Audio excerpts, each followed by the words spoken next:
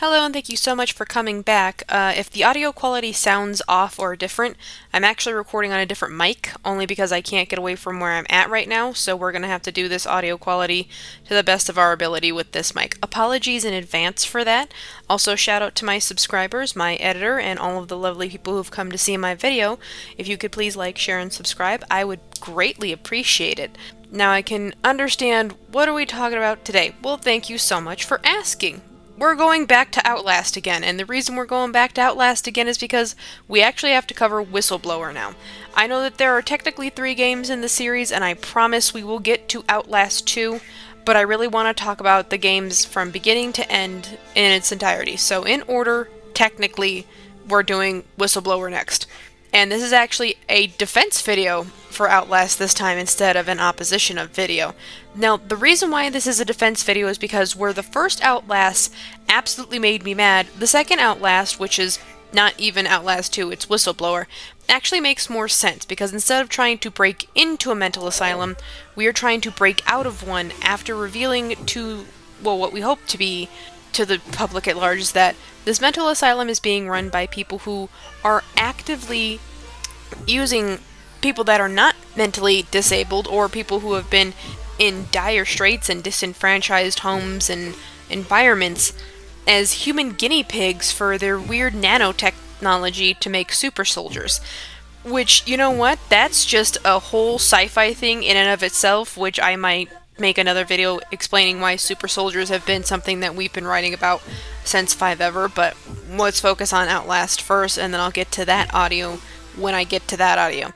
The reason why I feel like it is a good point to bring up a defense for this is because you playing as Wayland Park and being somebody who was, as far as the inmates are concerned from Mount Massive Asylum, one of the people who was harassing and hurting them, it makes more sense why they're so adamant about trying to really hurt you, is because they remember your face being the guy behind the computer screen using all the buttons to hurt them. So now with the facility basically locked up and now you're stuck in there with them, it would make perfect sense for them to see you as a human chew toy and there is nobody coming to save you.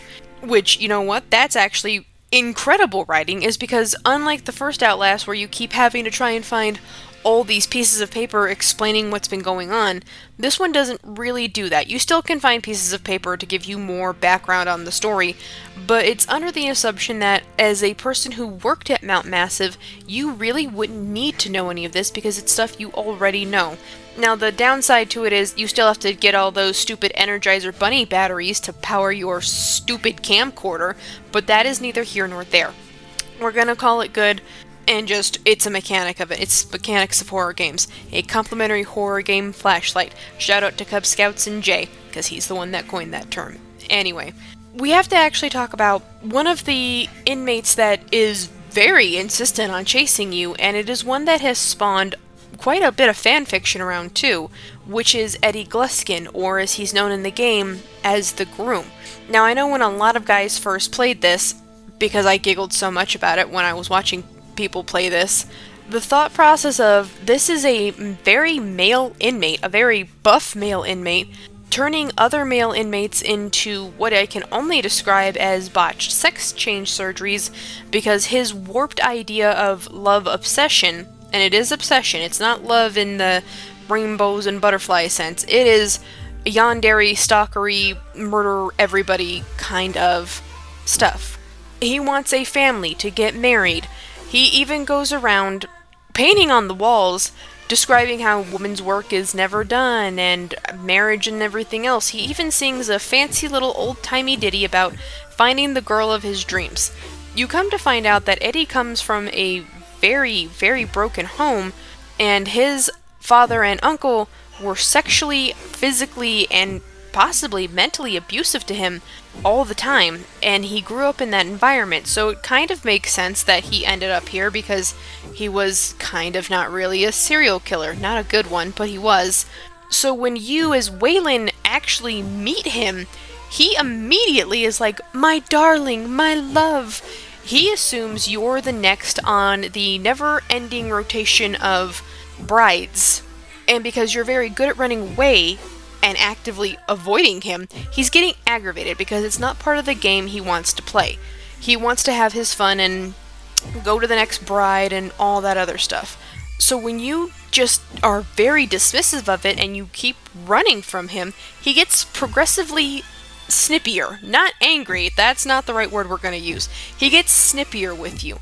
And unlike all the other people that you decide to hide in these random lockers from, he realizes pretty quick that you do hide in lockers, and he catches you in one and takes you back down to his workshop where you're kind of actually roofied. That's the nice way of saying it. You're roofied. So that way he can do what he's going to do to the other people that he still has waiting, right? Because you're not his one true love forever, soulmates and all that stuff. You're one of his victims that has been warped into the bridal section of his warped ideal, and you're just gonna have to wait.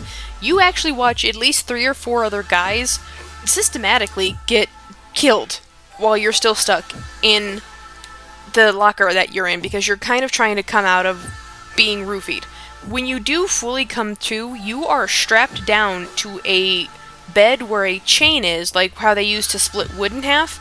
And Eddie is just going on and on and on about, oh, well, you see, we're just going to get rid of all of your guy parts, I'll make you into a girl, and then we'll be together forever. You, the player, knows that's not at all how a sex change surgery works. You can't just start cutting and snipping and call it good. There's a medical procedure that most assuredly has to happen for it to go well.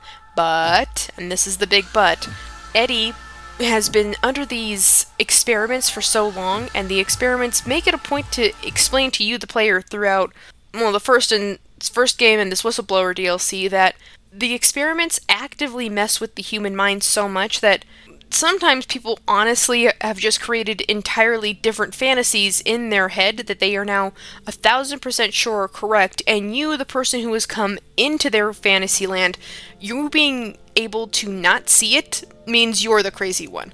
Which is kind of how some mental illnesses kind of work. Case in point, right, tangent here, case in point, when people have schizophrenia.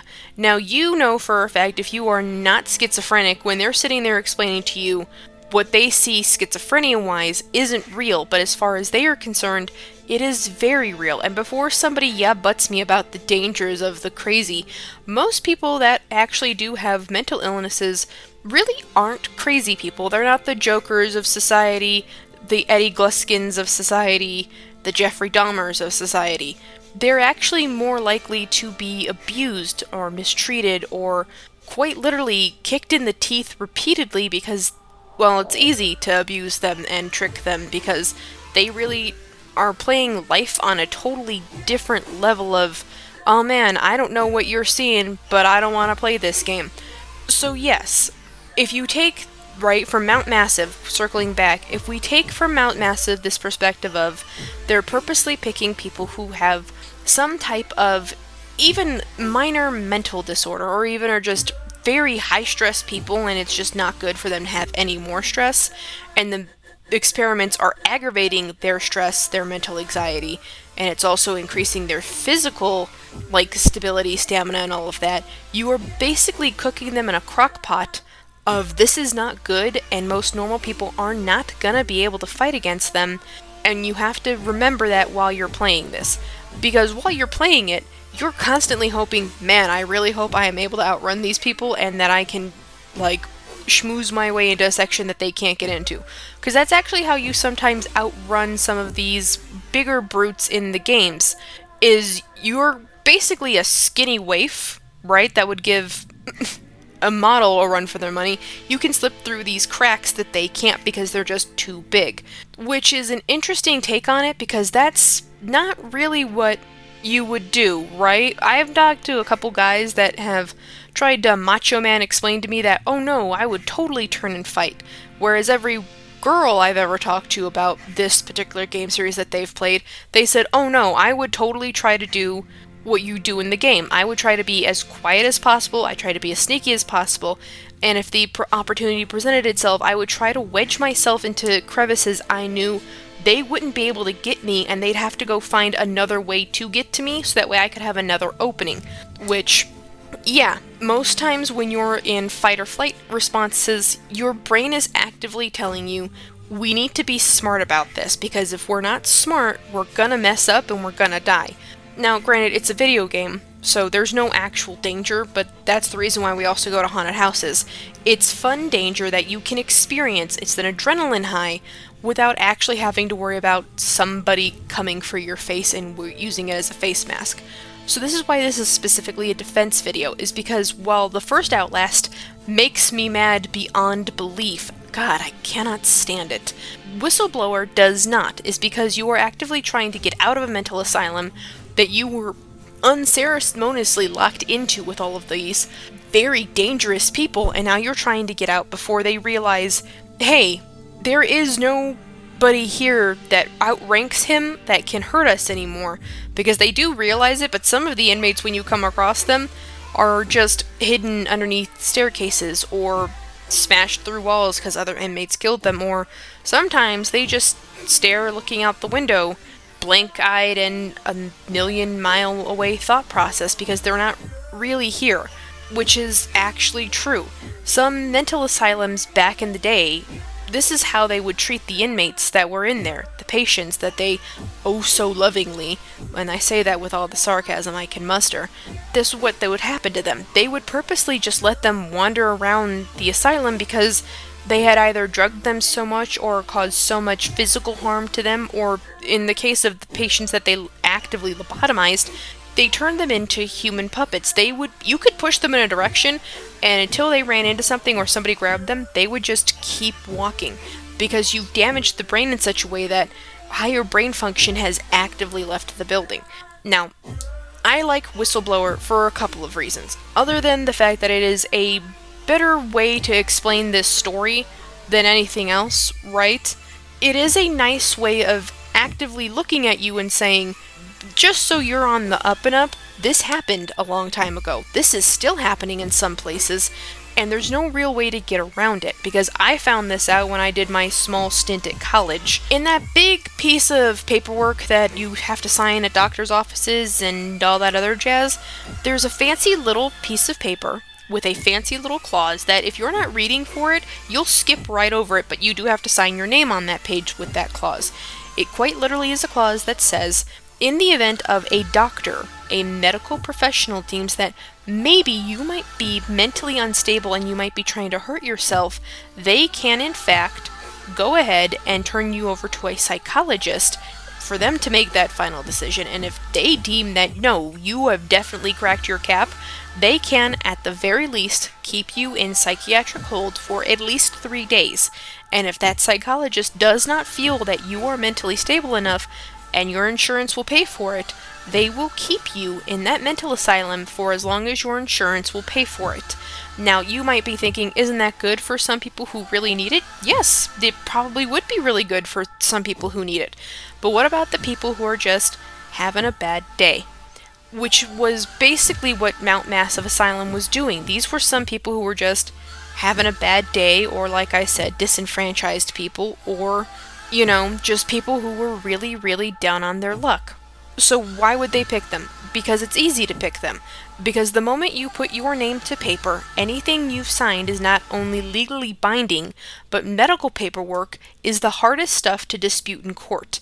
Because there are a million what-ifs, but what about that? And, did you ever stop to consider that lawyers for hospitals will pull out in a minute because hospitals need to remain places where people who absolutely need medical care have to receive it. Now, most doctors, right, don't tend to pull the psychiatric card. It's just one of those bygone, leftover, you gotta have it in their days, which is insidious, but also there's a bunch of stuff from medical stuff that is left over from the olden days that maybe we should consider maybe changing, but because it works, they don't, which I'm not a medical professional, I'm not a psychiatric professional, I'm just telling you what I know. It's the reason why Whistleblower is interesting to me, is because if you start to really deep dive into how this happened, it's not that it couldn't happen. That wasn't the point. The point is, it could happen is because despite all of our modern I'm going to say idiosyncrasies, because that's not the word I really want to use, but it's the best word for this case. All of our modern idiosyncrasies say, but it's for the good of everybody. Newsflash, just because everybody in the world might like one thing doesn't mean the small majority doesn't like them. Five Guys, the burger joint, they cook everything in peanut oil. I say this because there are people with active peanut allergies. Now, I know that there are signs everywhere in Five Guys that are like, hey, if you've got a peanut allergy, you can't eat anything in here because it'll kill you, especially if it's a life-threatening peanut allergy. But everybody keeps telling me, oh, but Five Guys is delicious. I've eaten there exactly twice in my life. And no, it's not. It's a very overpriced burger in my opinion. Do I care that people like it? No. Do I care that I don't like it? Not really. You don't care that I don't like it either. The point that I'm trying to get to is, Whistleblower takes into consideration that not only is this funny little clause still on the books, it is still a funny little clause that at any moment can be put into practice. And if you read certain documents from Whistleblower and you get them in the correct order and you're not running from people and you can actually comprehend what you're reading, even though this takes place in Lake County, Colorado, which actually has really nothing, there's not too much stuff, there are small little hospitals, little clinics there. Not big hospitals with like 1 million floors and a morgue and an auditorium for people to do brain surgery, but regular little hospitals. There's a reason for that. Mount Massive has employed that hospital to pick people that go into it that would fit their experiment. They had a doctor on retainer for that, and that doctor was not there the day that this outbreak happened at Mount Massive. So it's interesting that this is something that not only canonically takes place, but is also something that is told to you point blank in the video game, no, this is how they did it, and this is why all of these people are here, is because the hospital is basically getting its palms greased and pocketbook full from this corporation to hand over people that it knows for a fact, because you have to fill out so much paperwork at the hospital, there's nobody that's going to come looking for them. And even if they come looking for them, if we tell them, oh, well, they've passed away and we had to burn the body, would you like the ashes? They won't double check for it because they don't have the money to get a lawyer involved. That's the point.